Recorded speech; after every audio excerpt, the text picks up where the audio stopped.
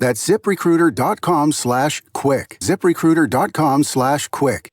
This hour of the Mark Cox Show brought to you by Smile Advantage. Access to dental care you need at a price you can afford without the hassle of dental insurance. Now in St. Louis at multiple locations. Learn more at SmileAdvantageSTL.com.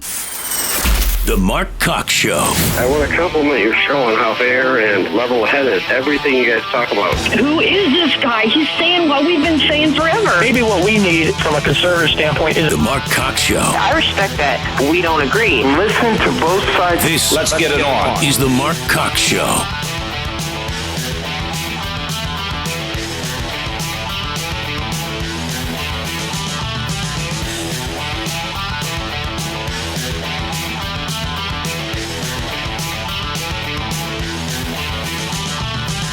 Theo, as you know, is his job is to quench droughts. 86 years in Boston, 108 in Chicago. He takes the reins of an organization that's wandering in the wilderness. He delivers them to the promised land. I've talked to him about being DNC chair. What is going to come next for Barack Obama when he leaves office at around noon on Friday? That's a really good question. He was joking there that maybe he'll take over the DNC. I'm sure Keith Ellison cringed when he said that, don't you think? Maybe the Democrats don't want him, given the results of the last few election cycles, which have not gone very well for them. Let's put it that way. They've lost hundreds of seats across the country. Welcome back into the Mark Cox Show. Keeping an eye on a couple of things for you this hour. The DeVos hearings are underway. The cabinet confirmation hearings in Washington. We're kind of keeping an ear on that because apparently Betsy DeVos expected to get one of the tougher grillings during this. It's already been delayed once, and several Democrats have kind of targeted her, and Chuck Schumer making some more comments today about a couple of the other nominees. So we'll get to all of that this hour. We've got our Twitter poll coming up with Tony Colombo here talking about whether or not surprisingly, Donald Trump should cut back on his Twitter use, and it's sort of neck and neck right now, surprisingly. So I'll get to that when we get along in the show here. First of all, don't want to keep him holding any longer. Ed Henry from the Fox News Channel is our guest right now. Ed, how are you? Mark, good to talk to you. I think actually the president wasn't saying that he was going to be at the DNC. I think he wanted to recruit Theo Epstein to run it because, Epstein took a lost cause with the Red Sox and went to the World Series a couple of times and took a lost cause with the Cubs, and now they've gone and won the World Series. And I kind of described the Red Sox as a lost cause because my buddy Carl Cameron is sitting near me here in my office. And he's a big Red Sox fan, so I had to call him a lost cause because I'm a Yankees fan. That's funny. I completely misunderstood him. I thought he was suggesting taking over the head of the DNC. I think he was saying, look, maybe we should have Theo go take over the Democratic Party because he's done wonders as a general manager. Yeah, there you go. That makes a lot more sense, I guess. The story that you've been covering today deals with our own 1st District Congressman here, Lacey Clay. Yeah. And this controversial picture that he had hung there in the annex, I think they call it, right? Yeah, he's sort of in the basement of the Capitol, as lawmakers in both parties walk to their personal offices where your listeners as constituents can go and meet with their lawmakers or their staff.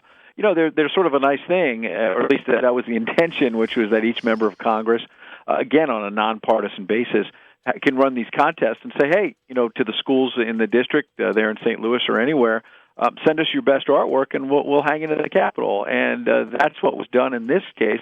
But as you know, it depicted police officers as pigs related to the Ferguson tragedy. And I think that while there certainly is and should be freedom of expression in this country, the problem in this case is that the congressman ran up against some rules that they set out for this, anticipating a problem like this, that you can't do contemporary political work. That, if you want to do a portrait, you want to do a landscape, you want to do something fun, let's keep politics out of it. And I think in this case, it seemed like politics was injected. It begs the question that if there was an overseer of art, why didn't they just go to him first before Duncan Hunter and some of these other folks saw fit to pull the thing down off the wall? My understanding is that they may have run it past the architect of the Capitol who admittedly is not an art critic, and admittedly, is and I don't want to get into the, all of the weeds of for your listeners of, how they do some of this congressional sausage making. As you know, what you already know about the process is pretty ugly. And so, look, I think while the architect of the Capitol is quote unquote in charge of this stuff, they're also in charge of a massive budget up on Capitol Hill, keeping the building secure, taking care of the grounds and all that in the office space. And so maybe they never anticipated, such a problem like this. Maybe they should have taken a closer look the first time, as you say. And what happened is, since it was hung on the wall there, it really stood out. And you saw Republicans like Duncan Hunter of California, others got involved, but he led the charge, just started taking it down on their own. And I think there's probably some people frustrated that they did that again because of the freedom of expression argument. But then all of a sudden, Congressman Clay, as is his prerogative, put it back up. And look, again, we can have the freedom of expression debate all day, but I think the bigger issue may be that as Donald Trump takes office, as you know better than anyone with your show, and you hear it from your listeners, whether it's the economy, whether it's healthcare, and all these national security problems and challenges that the new president will be dealing with, a fight like this, and let's rip down the art, let's put it back up, is probably not what Congress should be focused on right now. Yeah, that's a good point. Ed, let me switch gears here real quick and ask you about a different issue that's going on. This issue of somehow expanding the press briefings. I know you've spent a lot of time in that press room there at the White House. Do you have any idea what Sean Spicer's talking about here? Does he want to move it to the East Wing, or what's he talking about? Well, what I think he's talking about, big picture, is that he thinks that there's been a narrow group of sort of Washington insiders who have been in the White House press corps and don't always necessarily reflect the issues again that your listeners care about. Maybe ask more questions in the daily briefing about the Washington game and who's up and who's down. By the way, this is a frustration that I've heard from Democratic and Republican press secretaries, but they haven't tried to quite expand the briefing as he's talking about. On the positive side, what I see Sean Spicer talking about is the idea that, look, if there are some bloggers, some talk radio hosts like yourself who want to drop in on the briefing every now and again, let's do it. And you know what? What he's not telling you, though, is that you can already do that if you want. I mean, if you were to call the White House a couple days in advance and say, look, I don't have a hard pass for security to normally get in every day, but I'm a legitimate talk show host. Here's my show. Can I come in next Thursday to the briefing? You can come in. It happens pretty frequently. I've seen that over the years. And so I think the fear on the negative side that some reporters have is what he's really trying to do is stack the deck with some more friendly folks, somebody at Breitbart or somewhere that's more positive to Donald Trump, and they can maybe get more questions from those venues than from the Washington Post and New York Times that might. If you read at least the president-elect's timeline on Twitter, he doesn't believe he's getting a fair shake from them. But we can debate this all day. I think the bottom line is more reporters is better. Again, getting back to the art debate, I personally didn't think very much of a painting that depicted police officers as pigs, but I do believe in the First Amendment, and here you are with the briefings.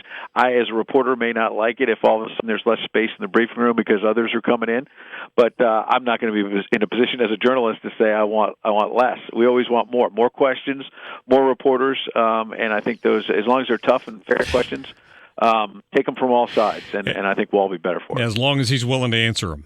Yeah, that's it. and I will say that I've dealt with Democratic and Republican press secretaries who didn't want to answer them. Yeah. So you're right. That is the big picture. It's a great point. Ed Henry from the Fox News Channel, thanks for your time. Great time. Yep, thank you. Appreciate it. Good to get him on there. And he's right about that. And here's the interesting thing about that press room. I've been in there. I'm not bragging. When I worked at Channel 4 a few years ago, I got to travel to D.C., and I covered the Medal of Freedom Award for Stan Musial. And I got to interview Stan in the lobby of this hotel, and he talked about being in the White House with President Kennedy and all this stuff all these years ago. It was really cool. But I got to go over to the White House briefing area where they staged us, the press briefing area, before they took us into the East Room where the medal ceremony was. We had to sit in there and kill time. So there wasn't an actual briefing going on, but you got to sit in those chairs where you see Ed Henry and these other reporters sitting all the time. It's not a big room. I'm guessing it may hold 40 people, There may be 40 chairs in there, and then it's kind of cramped, and it's down in a it's not really a basement, but it's sort of a sub just below ground. You have to go down steps to get into it. They couldn't fit many more people into the existing room, and expanding it is just out of the question. There's nowhere to go. Apparently, just below this is where the pool used to be in the White House, and they don't really have any room to expand it. So they'd have to move it. I'm